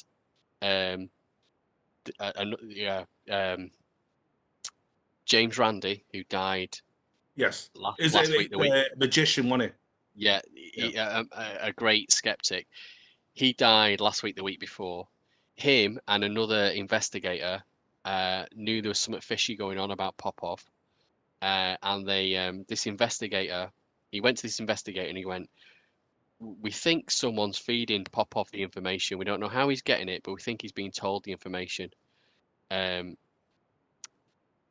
Mrs. Popov from Rent a Ghost. I wonder if that was a call to that, Mr. Paris, but that's not who I was talking about. But Mr. Popov's wife was definitely involved. So she was on Celebrity Brother and couldn't give one premonition. I didn't realize she was on Celebrity Big Brother, the wife. But so yeah, Kate's heard of her. Yes, sorry, Carlos. So what happened is they thought he was getting told, what to say. These messages from God. He was getting told it, and Did you say it was God, or did you say it was an extraterrestrial? No, because he was not using the spirit guide. He was the I'm a religious vicar, whatever. Yeah. And he'd go, oh yeah, please. She was talking about Sally Morgan as well. Sally was the same, I think. I think very similar to Sally. What was happening with Popov? So I'm just answering the chat at the same time. I think they clocked that he had an earpiece in, and they're like, so he went to this investigator. He said, this guy's got an earpiece. Is there any way we can pick up what's going to that earpiece? And he went, well, it depends if it's coded and all this sort of stuff. But we're talking back in the 80s, I think. So anyway, he went in and he had this scanner, this piece of equipment, because they didn't know what channel his earpiece was listening on, and this scanner would just go through the bands until it picked up something, and it would just keep going. The way it was, because obviously he had his, Popov had all his own staff in all the corridors and everything, so they put this device in there, and later back they went and they listened to the tapes and they realised, oh, we're picking up a few words here. So the scanners picked up, so they clocked the frequency. So they went back the next night, they knew the frequency to listen to, and then they put a video out on national TV in the United States. Literally Google this Popov guy, and you could hear him, and he stood at the front going, "I'm getting a message from. I'm looking for a Peter. I'm looking for a Peter." And you hear this voice. And it's his wife, and she goes, "Hello, Gary. I hope you can hear me. If you can't, you're gonna be fucked." Because obviously, if his earpiece wasn't working, he wasn't going to get his messages from God. Yeah. And she was basically going, you're looking for a Sandra. She's got a poor leg, and she lives on 32 Winscombe Drive or whatever. And each day she was getting fed all. Now, how she got that information was probably through tricks, through inviting people that had maybe written in, through talking to them in the queue outside using stooges, as I mentioned earlier. So they got all this information collated. They only needed 4 or 5 of them. But they were picking on people and people would flock with illnesses because they believed that he was going to cure them, the bad leg, their eyesight, whatever. And there's videos of them. And at the time they're sat there, they might be in a wheelchair or whatever. But at the time, the adrenaline and the rush that they're getting and the power of God, for a few minutes, they can maybe stand and walk and feel a bit better because of the adrenaline rush that they're getting. That, oh my God, I'm about to be cured. I've been suffering with this pain for 30 years or something like that, and it does work, but you never hear from them the next night when they're feeling worse because they're worse. But yeah, Popov, it's 90% of these people out there are doing a similar thing to Popov. Some of them are really good. Cold reading's a thing as well, where people no, cold reading is where I can be talking to you now and I can start saying a few, and I'm looking at, or I'm picking up, and some people who genuinely believe they have powers just don't realize what they're getting. They think that these spirits are telling them, but because they don't realize it is like a power they've got. They're able to read reactions from people. So by saying, Carlos, do you know someone with the name Peter? And just by looking at your face, I can tell if I'm getting closer. Paul, is it Paul? Oh, has he passed away? Has he lost something? Have you lost something? And they can just keep answering questions like that. And it's very clever because a lot of questions they ask doesn't actually matter what you say, because my reaction, the rest of the audience is listening to me, not to you. Not to your reaction, because only the couple of people around you can hear. Because you're asking open question, probing questions. Yeah. It's very clever stuff. It's very, Darren Brown, absolutely. Darren Brown has never said he's got psychic powers. He puts these shows on, but he admits it's all tricks. It's all magician's tricks. You're absolutely right. Like you said, probably 95% of this can be explained. It's that 4, 5, 10% that can't be explained, where people do have. It can't be explained because you don't know the trick they're using. No, I just think I think people do have gifts. Like people have like superhuman strength. No, I don't. Once you've heard people break down, I'm just reciting stuff that I've picked up, but once you hear people know better than me and have something prepared like that, and they break down these things, it's very convincing that, I can see right through that act now. I can see right through that act. Oh, you don't believe it? You will never believe it, will you? Well, not when you've got people going, I can tell you exactly. Some of it, you're 100% correct. Some of it can be explained, and it's sort of like, yeah, that is So gobbledygook. why can't the rest be explained? It's just that you don't know the answer. You don't know the magician's trick. You might know that he's doing a card trick and he's forced a card on you, but then he'll do something over here and you go, oh, I don't know how he did that bit though. But at the end of the day, it was just a trick. But there's parts of the mind we don't use it. Obviously, people say we use all the mind. Some people we say we only use 20-25% of the mind. But if you use a lot of it, and you can sort of, there's things that people do and say, you think, how the fuck is that possible? Like It's a people. it's a misconception. If you didn't use all your mind, you wouldn't be living. You wouldn't be No, I talking understand and it's different breathing. parts of the brain, like music or thinking or Yeah. emotion or all that different parts of the mind flags up. That's why I'm probably reading too much of this. Probably. Probably. You need to watch The Mentalist. Mr. Paris says he loves The Mentalist for that. He was a former con man. He used to know how to read people. I've not seen it, but now I know that that's what that's about. Is that a bit like that guy that did? Was it True Lies? Do you remember the guy? The guy that played a monkey in the Planet of the Apes film. Can't remember what his name is. But he There you go, about Bobby. what was that? You said the trophies. I don't think you could see it. Oh, all You right. can see it now. Where's the trophies tonight? You might be able to see him on there. Let me look on the on what we're streaming. Oh yeah, you can see it now. Because what we see on our chat, Carlos, is a Might be bit different what we to can see, yeah. is what we're streaming. Yeah. Same as Yeah. conspiracy, believing everything. Lied I to me. think Roddy McDowell. It wasn't that. That's not the one I was thinking of. Lie to me. Yeah. Would you lie to me? That was the one, Kate. Yeah, it was good. That was facial expressions and He read micro expressions. Yeah, exactly. It's a combination of all that, and those shows are based off real life. We know how these people are doing it. You know, they weren't all as obvious as Popov, but the Popov guy. You think once he was exposed, and it was put on national TV, and they went, look, we've just proven how this guy's doing it. You can hear his wife's voice tell him something, and then you see him, then you see it. Obviously, his show's packed up overnight. He then started coming out with all these other things. I think at one point, a few years back, he was selling some sort of miracle water. He had websites set up, and he was charging miracle water that was cures for this, that, and the other, and people were buying it. And then there was a device that you put on your tap or on the around the pipe of your of the water coming into your house, and it did something to the water again. Just all these bullshit things about, oh yeah, it's doing this to the water and that to the water as it comes out your tap. And again, these skeptics that I follow broke the device down. They paid their own money, got one of these devices, which was like 500 quid, and we're like, yeah, it's literally just a black box with a light on it. It's just a scam thing, and literally people just read into the shit they read on the internet. Oh my god, this must be true. I'm going to buy one of them. Like, well, you're not into cars, but you used to be able to get things. Crystals, you said about the You used to crystals, get your friend. yeah, you used to get magnets you could clip on your fuel line in your car. Oh yeah, it'll changes all the way all the particles are in your fuel line, so that when they go into your thingy, they're all lined up and you get a cleaner fuel and all this. And it was like people were literally flogging these things for 20 quid. People will believe anything. It's like if Exactly. Yeah. it's a bit like okay, if you go, let's rewind the clock then.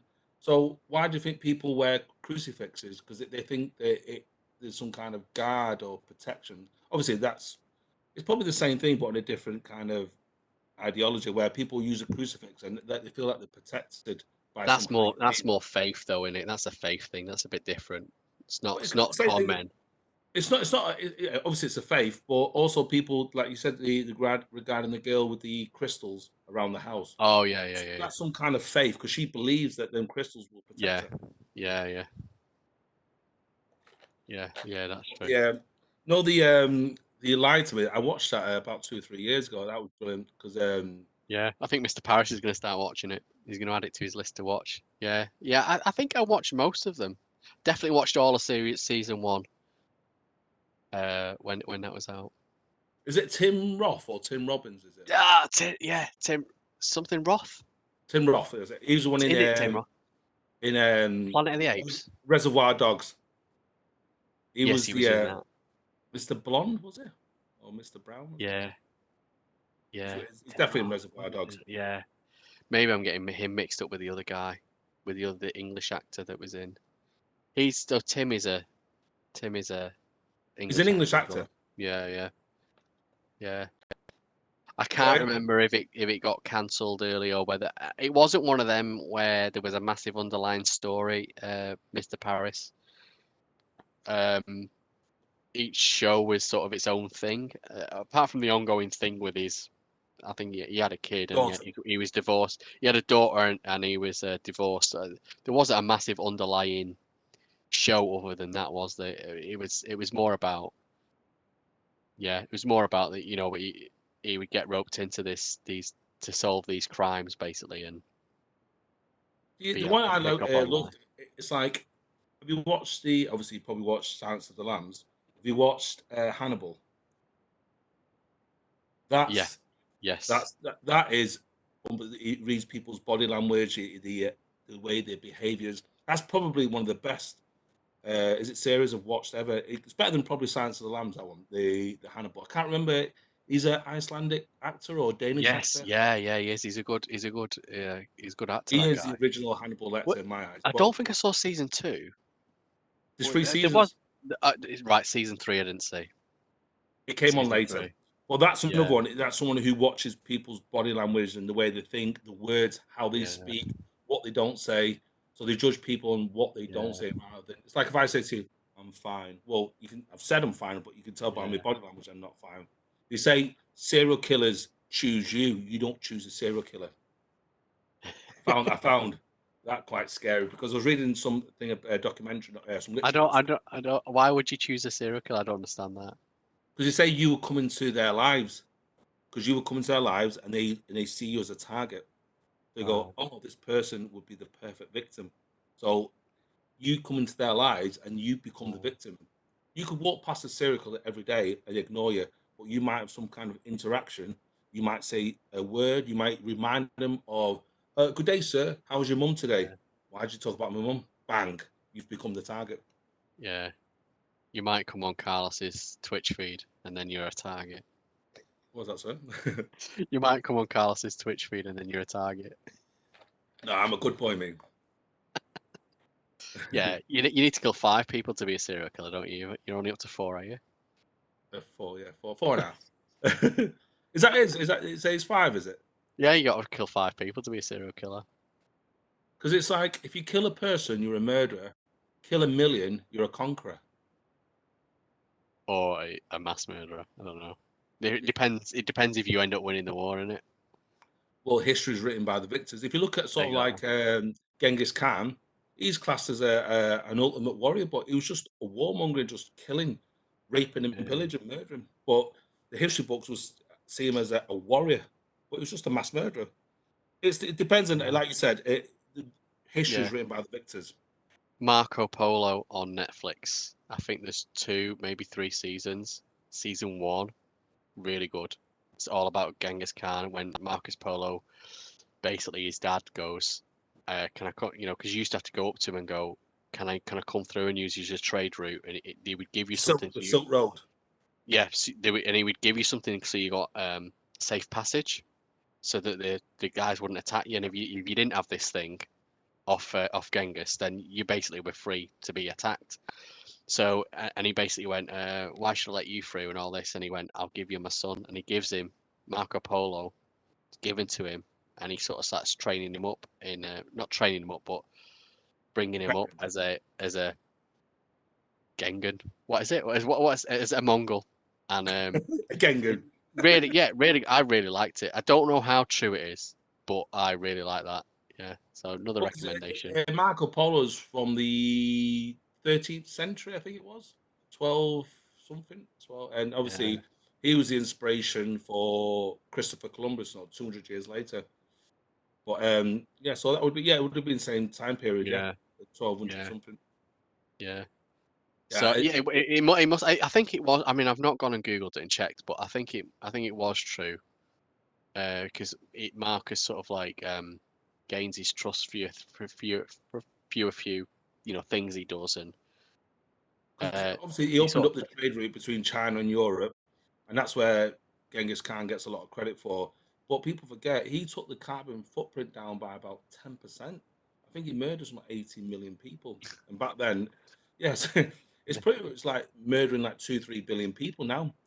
It's barbaric. I think I'm sure the group would probably correct me on this, but I'm sure 1 in 200 people. I don't know if it's in Europe or 1 in 200 people on this planet I've got share his the DNA. same DNA as Genghis Khan. Again, if you watch Marco Polo, it literally he had all these wives, and he was just procreating. Rape and pillage, rape and pillage. Yeah. Kate, it was laughing at her own comment on my Facebook post the other day, or your Facebook. I did see your post about us not being on. I don't know which post that was, Kate, but you'll have to let us know. Yeah. So the elections, you are right. It is Biden 243, Trump 214. See, the BBC is so behind, man. Yeah, literally about an hour. You told me about an hour ago. They just updated it, like say about 10, 15 minutes ago. Yeah, so behind. Apple are still saying 248 to 214. So how do you think this will change? Do you think this will change the way the world views politics, or do you think it will the world will keep going on?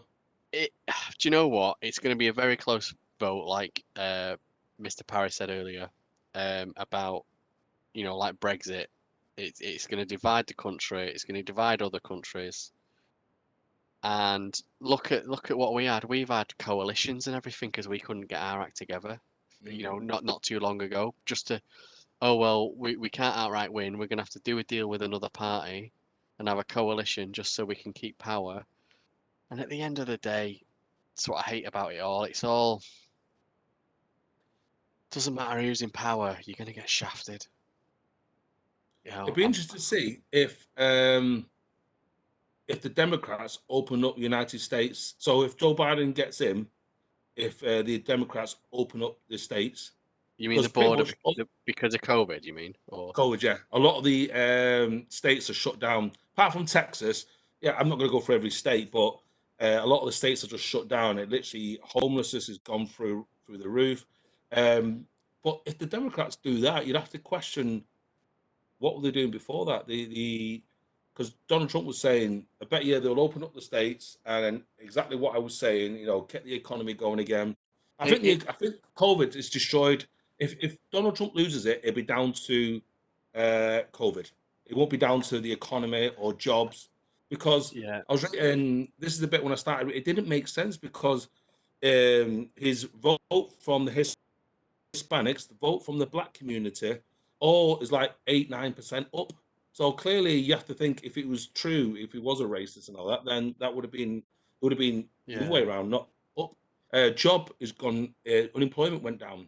So if you look at it from the outside in, it looks like he was doing a good job, but I think COVID has destroyed him. COVID destroyed him. Yeah. Well, I saw if he has said that about COVID, and he's basically saying, and he's basically putting a message out: don't vote for Biden because he's going to open the borders and the COVID situation is going to get worse. I've also seen stuff where he's been speaking and going, "Oh, do you know what? In this country, someone has a heart attack, but they get tested for COVID. We put it down as COVID. In Germany, someone has a heart attack and they get tested as COVID. They put it down as a heart attack. But over here, no, it's COVID. If in doubt, COVID. So in one breath, he's on one side of the COVID argument to win some votes, and on the other breath, is it on the other side of the COVID argument, the scary bit, to get other votes. He's playing a frigging game. Can't believe anything." Kate, my question is, what's the point of the tier system over here to lock down the whole country 2 weeks later when some of the countries are only in tier 1? It doesn't make sense to me. Yeah, I think you were talking that earlier before, weren't you? We mentioned it, yeah. We did mention it slightly. We didn't mention that specific thing. I think the amount of pressure and the data that's coming out and the fact that numbers are doubling week on week, he thought the tier system would do something. This is just my personal. He thought the tier system would do something. It might have done something, but you need 3 or 4 weeks to see if it's made an effect. Just because the amount of time it takes to contract the virus, get symptoms. Once you get symptoms, it's then another 2 or 3 weeks before you're in a hospital bed. So you're talking 5 weeks there. So I think he was trying to put it in.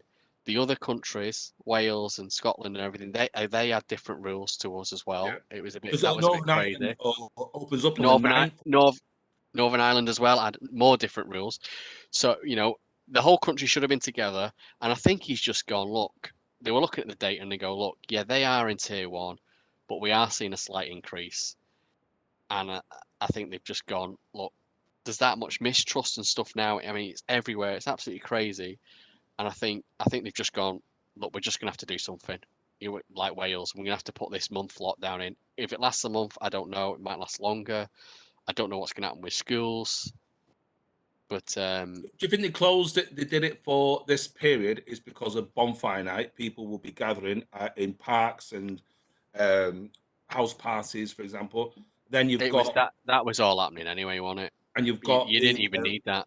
There was a got Black thing near Friday. me. Yeah, there was a thing near me that got shut down the other week. It was nothing to do with Black Friday, nothing to do with Halloween.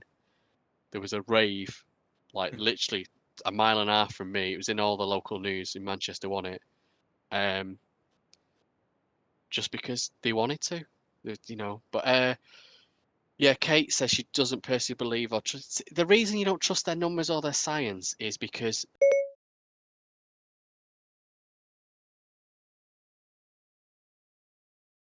but they then have to balance it. And this is not me. Right now, Siri's popped up, and I don't know what she's trying to do. So let me know if you can't hear me, or if music starts playing again.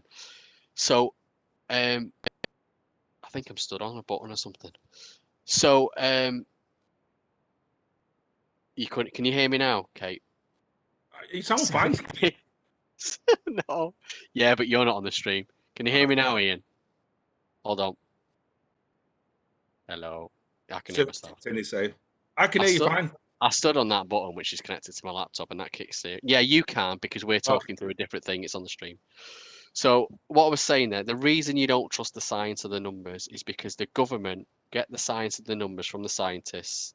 They don't follow the scientists' advice straight away. They weigh it up between, yeah, we could do this, but then we've got to factor in economy and mental health and all these other things that we factor in. We're looking at a bigger picture than just do this specific thing to stop corona. We're looking at, well, we've got to think about jobs, we've got to think about mental health, we've got to think about the, and they factor it all in and they do some sort of combination. And what's ending up is too much bollocks going around. Personally, I think the government have done the wrong thing. I think that the way they've done this lockdown, this guy on Facebook, literally before, I think I started mentioning it on Facebook and I got distracted. Someone shared a post on Facebook, this barber, and he recorded himself. I think he put something out on Facebook which I didn't see, and he basically said, "Sod lockdown, I'm going to be open on Friday." Right? Regardless of what lockdown is, he basically said, well, he basically said, "This is my barbershop. I've got one seat, one customer in, one customer out, just me and one customer. Can't be any safe. Can't be any safer than that. I can effectively enforce social distancing." I'm like, totally with you, mate. I understand why you want to stay open. And I agree that you should be able to stay open because you can enforce social distance in your personal situation. Other barbers might not be able to, right? But the government can't put out these complicated rules because it'd be too complicated and no one will just follow them because they'll go, "It's too complicated, I don't know what I'm doing." So this is the trouble, right? The government should just go, "This is what you need to do as long as you can prove you enforce it." So anyway, this guy puts this video out. Someone reports him on Facebook to the police. So he puts his camera there and he does a live video. Knock on the door, invites the policewoman in, and he starts going on about, oh, the Freeman's Law and common law and all that. I know my rights. You can't find me. I won't accept a fine. Therefore, you can't find me. She was a PCSO. She wasn't a full police officer. So he started dissing her, being condescending to her. And again, I still fully supported what he was saying, but he was just being a bit of a knob about it. And it was like, I do understand, but where I you're think coming when from, it gets and to I do people's agree. livelihoods, it's Yeah, difficult yeah, when a lot of people have. that's why everything should be able to carry on, but you just have to enforce the social distancing. Well, And supermarkets can't do it. I was in a supermarket the other day, and it was just people hanging over me, behind me. Excuse me, sir. It's just one of them things. It's just it, I think you can. it is, yeah. It Carlos, that proves my point. It's difficult. Some supermarkets are good. You go into some supermarket, you feel fine. I Other think the best one. And supermarkets, I've got about 3 or 4 supermarkets within a sort of 2 or 3 mile radius of me. The best ones seems to be Marks and Spencers. They're really strict. But the big chains, the obvious ones, as is Tesco's, it's sort of like they let 100 people in, then the next 100 in, then the next 100 in. It's just like a free for all. You know what I mean? So yeah. I don't understand that either. I remember standing outside supermarkets and they go, right, 30 of you go in now, and then right, stop again, and you have to wait 20 minutes. Now I went, you know what your capacity is, yeah, right? So say it's 50 in the shop. Once one person leaves, let one person in. Why are you not doing a 1-for-1 instead of going? Now we're going to wait here Marks and for Spencers were doing it. a random amount of people to come out. Yeah, but a lot of some were, some weren't. And again, it was all because the information from the government wasn't clear. And Kate, you're right. This is that you're right. You're right. So I mean, they were having to think about suicide rates, cancer patients, all that. They were, but it's very difficult. I mean, Yeah, because that's a good point. how can you make rules for 60 million people?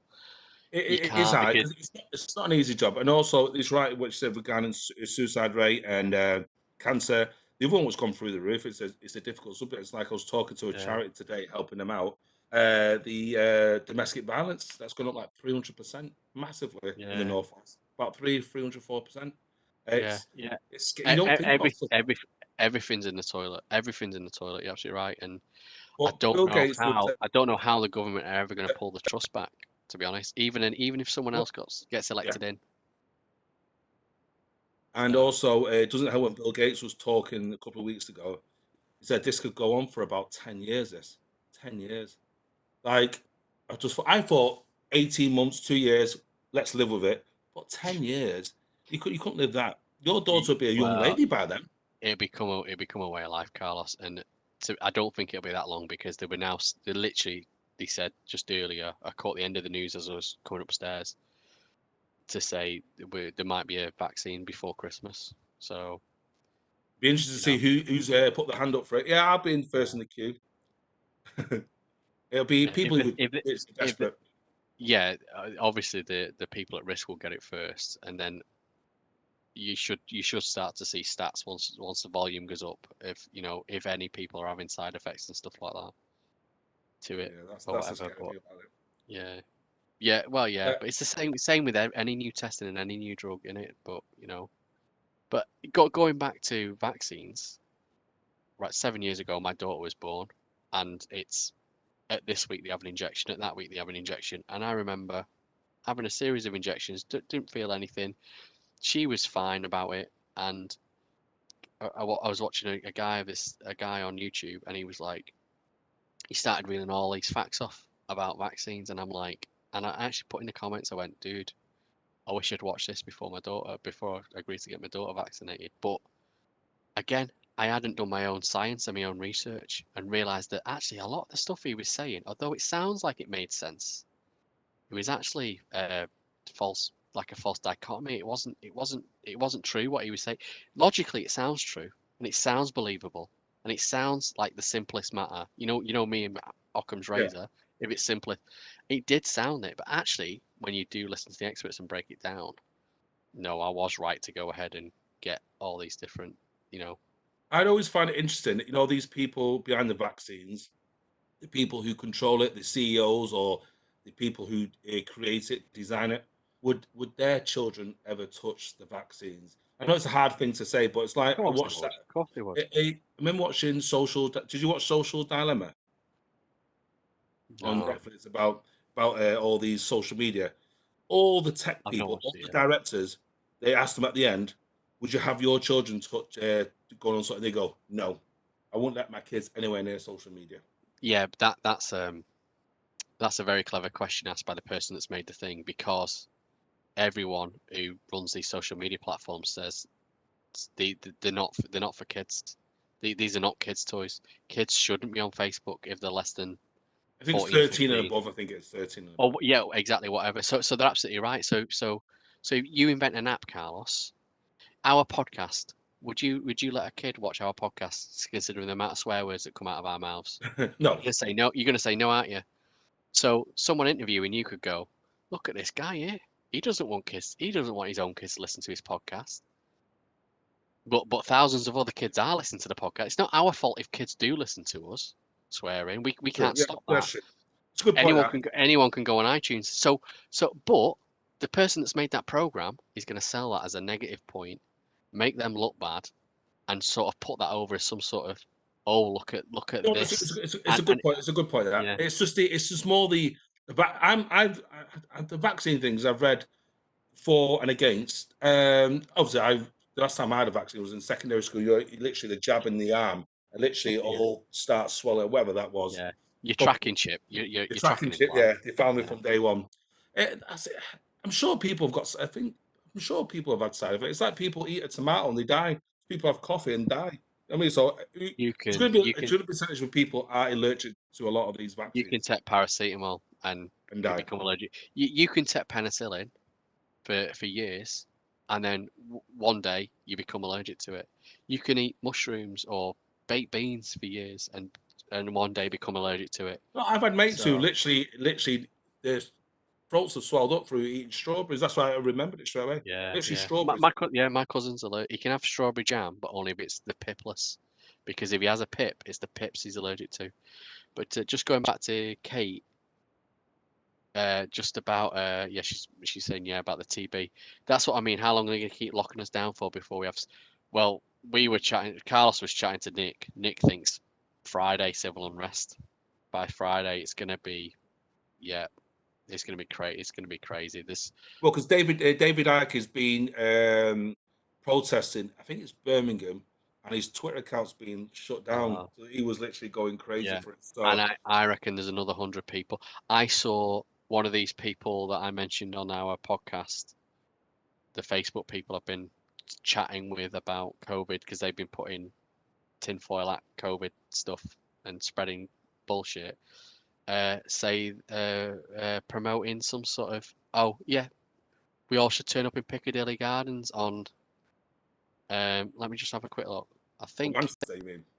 yeah, I think it's this Sunday on the 8th. So yeah, get yourself down there, Carlos. Get yourself a little placard wrote up. Get yourself down Piccadilly Gardens and join in. So yeah, that's going around at the moment. So every town and city is going to have similar stuff going on. It's scary stuff. I don't think the police will be able to manage it or handle it. The volume of Well, people you're going to do arrest 100,000 people. yeah, Glenn was telling me, my mate, he was telling me that he reckons the army are roped in this time, but literally the police. This is my personal belief. The police need to be making a note of all these people, taking the social security numbers. So social security is American, taking the national insurance numbers, whatever. And these guys need to be at the back of the queue when the shit happens. If they get in a situation where they become unemployed because of it, be ill because of it, they need to be at the back of the queue because they're the ones damaging it and putting other people in that situation. But in that That's my take, personal belief because no, but in that they're take, doing this. They think they're not doing any harm, Carlos. That's what really winds me up, and they're not. because it's also They are. it's one of I understand that a lot of these people do influence other people. If someone's sitting on the fence and they can take someone down a dark road, but isn't that going against people's freedom of speech? And the way I look I've listened to people talk nonsense. There's I, freedom of speech, and there's stuff that is harmful. It's dangerous. It's harmful. Right. Conspiracy theorists, mate. Right. It's so easy to believe in a conspiracy theory when when the conspiracy that you're telling me might have been made up by someone for whatever reason, but sometimes when it seems simpler than the truth, you're going to believe it. In other cases, like 9/11, something massive like 9/11 happens. A mundane accident like the fire brought the towers down is too mundane. Oh, that's too simple to explain that. That was a massive, massive incident. Something massively complicated must have gone into that to make that happen. And people then go the opposite way and start believing in these massively complicated, unfounded, unproven, untested theories because they believe that something massive must have happened to cause that. Something simple and mundane, such Well, as a plane hitting a there is, building, shouldn't have made all that damage. there is, That's what they think. there is a conspiracy theories which have been proven right. I remember, obviously we've spoken about it previously, but when people were talking about, oh, there's this place called Fuck Island where all these celebrities and scientists and high-profile businessmen go there and have underage sex with young girls. You go, no, that doesn't happen. Bollocks, that doesn't happen. Lo and behold, it does happen. So I'm just giving you an example that things conspiracy. Yeah, there's people out there who are easy manipulated, but that's life. You get like guys who can talk girls into bed just by because they know how to say the right things and they can get inside the head. But that example there, though, Carlos, right, about the island, might have started off as what you call a conspiracy theory. I would say it started off as a rumor. The same about the rumors about Jimmy Savile. People were too scared, but the truth came out. The truth came out eventually, right? And the more people involved, the sooner the truth is going to come out because you're going to get people that go, "This is wrong. I need to talk about it," and they're going to whistle blow. And something like 9/11 is that massive and that many thousands of people, or flat earth and that many hundreds of thousands of people across the globe must be involved in it, the whistle would have been blown by now. And sorry, just going back to Kate, the BBC and media outlets are harmful. You're right, they are. The media, don't get me started on the media. It's all about viewing figures, clickbait, links, clickbait. watch it. That is all what it's. Media is not what it used to be. Media outlets will just turn a story around that they've seen without fact checking it, just because they want to get clicks on it and things like that. Oh, yeah. This look up a guy called Michael Marshall. He's on Twitter, and he is really good on. He calls it. He does like a bad. Is it bad media? Something like. He calls it bad media, I think. Talk. I'd really love to go and see it, watch it live, or I wish All you'd the do it media is virtually. controlled by about 4 or 5 giant tech companies now. Most of the media in the world. Yeah, That's the scary thing. If you're not involved with them, everything's manufactured. You're always getting a view. And even the BBC, I've personally, and I've said this before, I've personally been in a situation where the BBC approached me to be on the BBC to talk about the opposite side of the congestion just in charge charge. they were going to bring into Manchester, and I went, I am not qualified. I said I feel passionately that it shouldn't be happening, and I've built my own website just to bring the thing up. But don't be inviting me on the news to talk as an expert because I'm not. I don't have all the facts and figures. Yeah, I just know as a driver, I feel passionately about it, and I redirected him to somewhere else because, yeah. But the BBC, example after example, where they will get two people, and they'll go, here's black and here's white, and they've just brought this person in off the street, whatever. What about the taxi driver they pulled in accidentally and had him on the news? He's famous now, and you remember him? Yeah, he collecting someone in the hallway, wasn't he? No, the BBC. It's all these media companies. It's all about clickbaits, and I think that's why people like the podcast and people like say Joe Rogan. He's took it to the next level. I think I was reading some stat. He's got 200+ million views every month. So when he talks, people clearly listen. But that's why he probably has to be careful and fact find everything he says or fact check everything he says. But it is going to be over the next, say, 3 or 4 weeks. It's going to be quite challenging for a lot of people, especially coming up towards Christmas. Yeah, I think that's also why it's been so busy. I think a lot of this is not just people panic buying again, but it's people Before trying it closes down, food and stuff. trying to get Christmas presents. It's like, just do it online, guys. Just Mr. Jeff Bezos would be richer and even richer now. yeah, possibly, yeah. Kate says Anna Breeze on YouTube is a proper. I don't know the name, but yeah, I will. I'm gonna write that down and give her a watch. Anna Breeze. Anna Breeze, yeah. Cool. There you go. Wrote it down. Mr. Paris, I disagree. I think the figures show that you can see. Yeah, but yeah, to be honest, I do agree with the figures. as well, you can see the peaks and everything, and they're talking about, at the moment we've got more people in hospital than we did in peak. In Manchester, we had more deaths yesterday on a single day than we did in peak.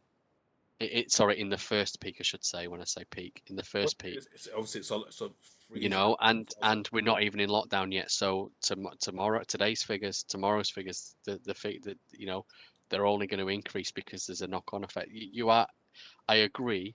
What I don't do, like one of the Facebook warriors that was challenging me, kept quoting me figures from one specific site. These are the NHS figures. These are the NHS figures. But because I am skeptic, I will go and look at other sources and go, do they sort of balance? Yeah, they do. And that's where you get your confidence in the figures then. But these graphs and stuff that the government put up, all these different, look at this colour, now look at that colour, and can you remember the colour we just looked at? It's like, it's hard to do that on a press conference. You need them side by side so you can go, look at that, look at that. You've got to do your own research. You've got to sort of get as much information as possible. I think over the next 2 or 3 weeks, I think this is going to, especially with the presidential election in USA, with the lockdown in the United Kingdom. Obviously, at the end of the year, our agreement with EU finishes, so we leave the EU as well. So all that's coming into one big melting pot. Obviously, people forget about the troubles we've got. Well, I mean, America got with China. Yeah. That's growing as well. So I don't know. It's going to escalate. I know. Kate, when I do run for Prime Minister and you vote for me, one of the things I would do is I would sack Carlos. No, one of the things I would do is any company, whether it's Amazon, Starbucks, if you are selling a product, if you are trading in the UK, you pay UK taxes. And that would just be something I bring in. And if they go, oh, well, we're not going to sell anything then, fine, don't sell anything in the UK, because that gives someone in the UK to start up their own business and start selling the same product. You get, you want to buy a kettle off Amazon, and Amazon suddenly go, oh, if we've got to pay tax, we're not going to sell any products in the UK anymore. You would just end up on another website to buy the same frigging kettle, because you get normal shops selling stuff through Amazon anyway, because it's a gateway. So I would be like that, but the government are too frigging scared to do it. Because what they'll do, they'll guarantee so many jobs. They'll say, we'll guarantee 50,000 jobs in the UK. That's the bit but all the jobs, if Amazon decide to clear out, they've got some nice warehouses there. Other people will buy them. People will still get the jobs back. Harris said, China has... Cheers, Kate. I will. I'm going to run next year. I'll run against you. Doesn't matter which one of us wins, Carlos, because I will just control what you say. That's true. I've got the editing power. It's the COVID. Yeah, it's been cracked in China because a lot of people were pretty pissed off with Wuhan, because Wuhan had like 15,000 people in the streets dancing with DJs and bands on, with no masks, no social distancing, just all hugging and kissing in the street. So Wuhan looks like it's back to normal again. So what did they do? I'll tell you what, sir. Can I tell you what they did? What? So, Europe are treating COVID like a flu virus, and all the techniques that we're doing in lockdown, blah blah blah, a flu virus. China and that whole area, and even Australia, started to treat it as a I forgot the name, and I was only telling Glenn yesterday. They were treating it as they weren't treating it as flu. They were treating it as a different type of virus. Sorry, my brain has gone. And the approach to SARS. They were treating it as SARS, right? So the stuff that they implemented was to reduce a SARS-like virus from spreading, and that stuff has worked a lot better than the Europe approach. Basically, we're still trying to tackle it like it's a cold. But they've also implemented lots of things where track and trace was, here's me holding my phone. Track and trace wasn't optional. Oh, in China, the amount of control, and stuff they have there. They've got rid of cash as well. Yeah. You go through a web chat, an app called WeChat. So you buy everything through there. So they'll know that I'm meeting you for a coffee, and then they'll go, oh, so Carlos has met Andy for a coffee. Then he's gone over to meet Nick 4 miles away. What they're talking about, because obviously they start tracking little groups of people and stuff like that. So you have to acknowledge what time you leave the house, acknowledge what time you come back to your house. So it's a form of Big Brother in a different way, anyway. Or what we need people to is grow up in the real world and not the posh boys. Yeah, Danny Dyer said the same thing. He says, we can't have the Eton boys running this country. Yeah, it just shows it's all pretty much all the elite people. Yeah, as much as I think that Andy Burnham, when I was listening to the Manchester thing, went about going into tier 3, I was totally behind and agreed with everything Andy Burnham said. But at the same time, I think he was doing it because he was Labour and he wanted to get one over on Boris at the same time. Yeah. So there was that. However, if he ran, yes, I'd vote for him because what he was saying was about, the people, and then for them to come out with these facts and figures and numbers, all of a sudden the whole country goes into lockdown and all of a sudden everyone's getting 80% pay again. Whereas, when it was just the North, it was 60, it was just 63%. Yeah, it didn't make. Yeah, it just shows. But yeah, so I'm behind that. So if anything, it looks like the North and South divide is it's got bigger. It's looks bigger. Kate, I don't know who said that. Yellow people will rule the world. I don't know who said that. Was it Trump? That if I've read that, I think I read that from Nostradamus's quatrain. Nostradamus quatrains. So. All right. Well, that's correct. Does he mean cowards then? What's that? Yeah, you're right. Don't get Carlos right. That's okay. That's 1-for-1, Carlos. Don't start counting your victories again tonight. Yeah, because Nostradamus, a lot of people are reverting back to Nostradamus's quatrains again, and the power will come from the east and stuff like that. Yeah. But people say, does it mean yellow people's in Chinese, or does it refer to it as I get again, Kate, and I that was me joking. I knew you meant Chinese people. Yeah, that was me joking again.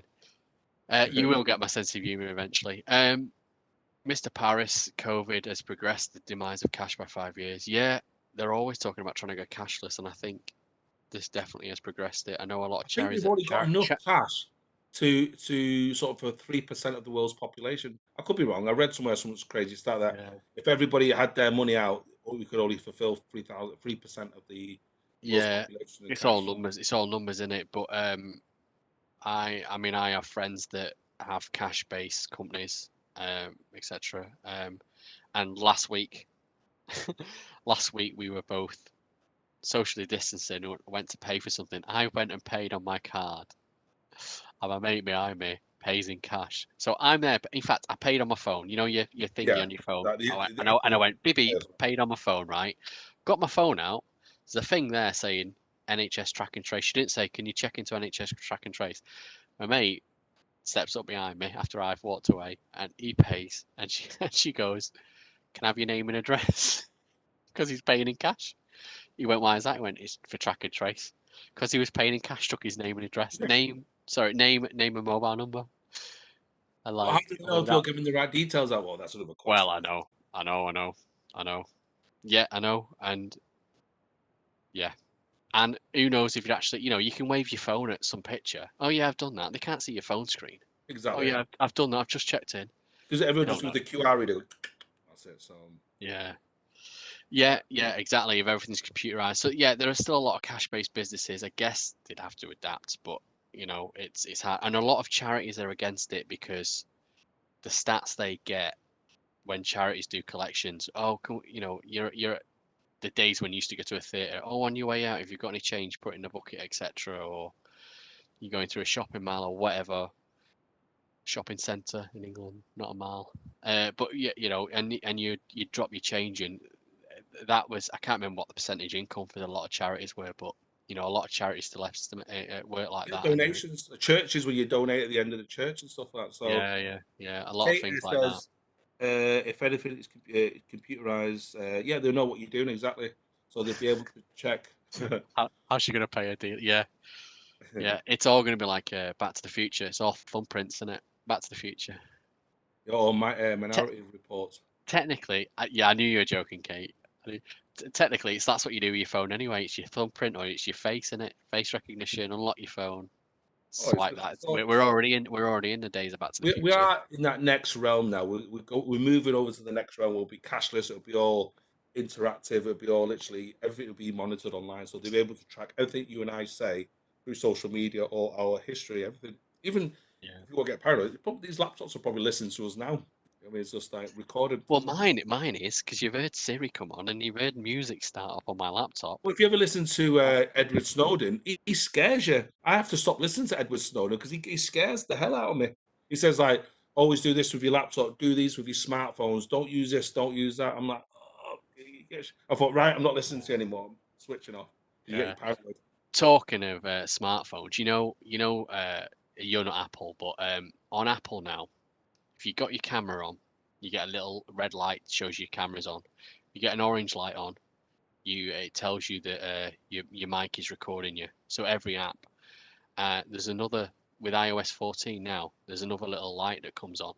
Can't remember if it's orange or something or a pop up, but a lot of apps now have been spying on you. So do you know your clipboard? You know your clipboard. So say you've got a password manager on your phone, right? And you're about to sign into a website and you go, I can't remember what my password is. You go to your password manager, you go, oh, okay, I want to sign into Facebook. What was my password? I'll copy my password. You go to Facebook, you paste your password. That password still is in your clipboard, right? I now go on another app like LinkedIn and TikTok. And as you start typing on LinkedIn or TikTok, every couple of keystrokes, it checks and it scans. And they reckon, oh, we're looking for URLs, but it scans your clipboard. They're going, oh, we want to know if you're about to post a URL, because if you are, we'll change something, the way it posts and this, that, and the other. But apps now are flagging up, and iOS 14 I can't remember what the list is, but they found quite a few apps that are checking your clipboard. So if you've got, Carlos, if you've got your dick pic saved in your, or I've got passwords, that is scanning those pictures or those passwords from your clipboard. Even though you don't intend to paste it, because the last thing is always in your clipboard, isn't it? Until you turn your phone off or whatever, the last thing you've copied is always in your clipboard. If that was a password, they've got a password now, or whatever it is you've copied, whatever the last thing it is you copied, and they're scanning that, and that site's reading it.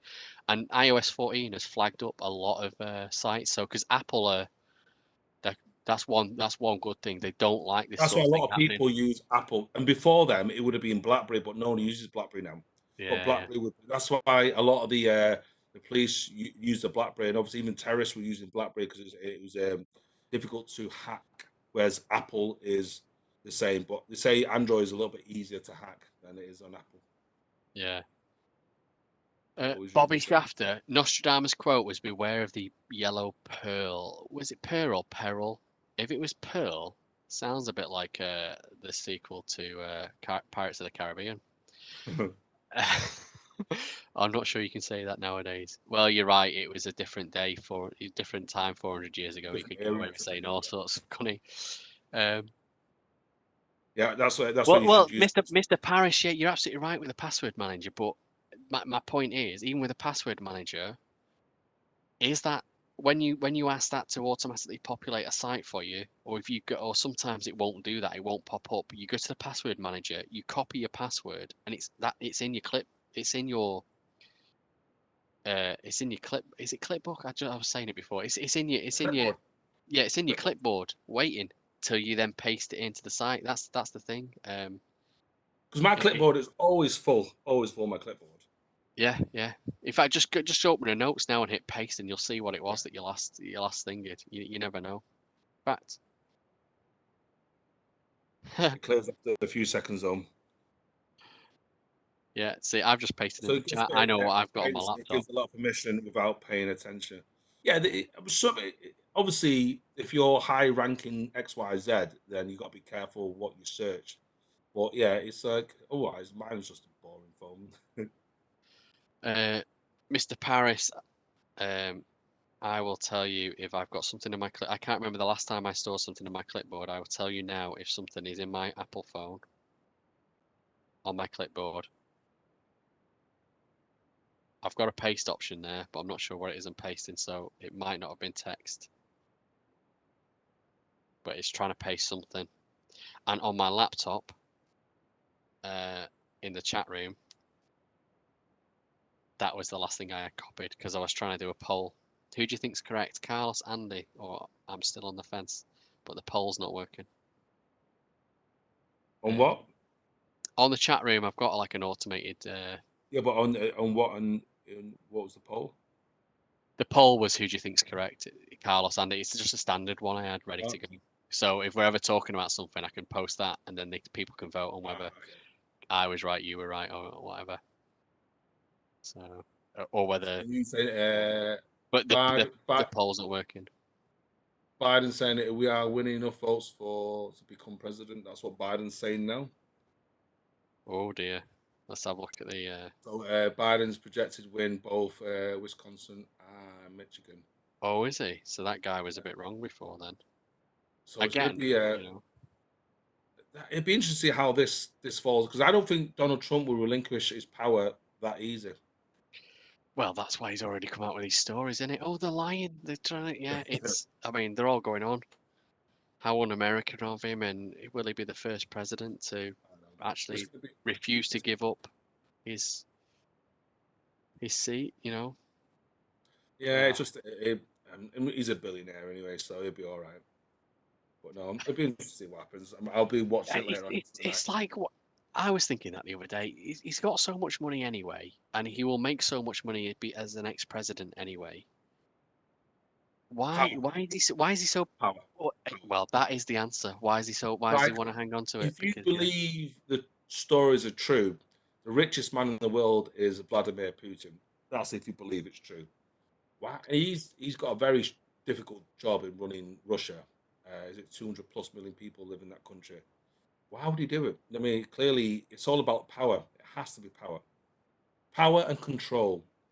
A lot of people said the same thing about Bill Gates. If he's worth 100 billion, why is he still working? Why don't he just chillax on a beach somewhere? Because it's power and control. Yeah. What's it? What's the? What are these points at the bottom? Do you know? I have no idea. I don't know what they are. It's TikTok. Maybe if we were raided tonight by my brother-in-law, but I don't think he's on tonight. He could have explained a bit of it. He knows more about it than me. In fact, Mr. Paris is an avid channel points. Yeah, don't know about any of that. Tried to use some new fancy stuff the other week, which meant that if people subscribed or followed us, we'd get pop-ups and little sound alerts.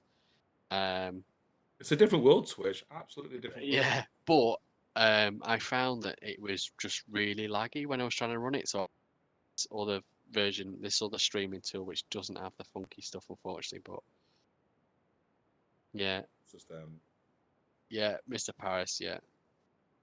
I seriously, we need an expert a little young whippersnapper to come and do it, or I need to watch a lot more YouTube videos and work it out. So Twitchy. Yeah, right, dude. I can't believe we've been on for nearly 2 hours. Well, the session says 2 hours 6 on my clock, but I know that some of it. Yeah. Oh, I like that Flying Scotsman, man. Yeah, okay, he's really good. I do like him. Trump, he must be trying to keep his wife interested. Would you know? I was Bobby. Yeah. I'm sure it's better. Always remind me of it. Is it? I forgot. Is it Caroline? Caroline. Oh my God, what's she called now? She said to Debbie McGee. Debbie McGee. Yeah. What first attracted you to millionaire Paul Daniels? What was she called? Something Merton. Debbie McGee. Mrs. Merton. Mrs. Merton. That's it. Oh, Mrs. Merton. Yeah. Sorry. Oh, I thought you meant Debbie. Yeah. She's a managed to go, wasn't she? Mr. Paris is showing off with his emoticons, his emojis now. So yeah, I don't know. Yeah, apparently you can set custom emojis up on the channel, and we're not that advanced. We're like, but no, it's just like we get 5 viewers, so I'd be like, I'll be watching the news going through now, so I'll be interested to see what Trump's saying on his Twitter account and a few of the people following him. So oh, before we go, maybe I will do a raid channel if that, especially if the Flying Scotsman's on. But before we go, when do I release one of the bonus episodes? It's not ready to go, but I can get one ready to go quite quickly. One of the bonus episodes. We've not had one for a while, have we? Yeah, Probably so next week. yeah, all right. I'll schedule one up for November, and then we'll schedule another one up for December. Maybe we'll have a special anniversary podcast. We'll have to record it pre the 24th. Yes. And we need to start lining up our guests. So yeah, I've got a crazy couple of weeks with starting a new job. Stuff like that. Yeah, it's going to be weird. Apparently, because of lockdown, I can't go into the office. They're going to send me a work laptop, and I'm gonna have to shadow laptops. I'm gonna have to remote shadow some guy for a month, and then he went. Apparently, it gets crazier. I mean, this guy's not even worked there a year. My boss, and he says apparently it gets crazy at Christmas. So, oh God knows what's gonna happen. Anyway, that's the most important thing. Dude, I already am busy. Life keeps me busy. 7-year-old daughter keeps you busy. Yeah, and me as well. Mine you and Nick as well. You ringing me up middle of the night keeps me busy. Have you read about this? Have you read it? Oh, we need to talk about it. Yeah, exactly.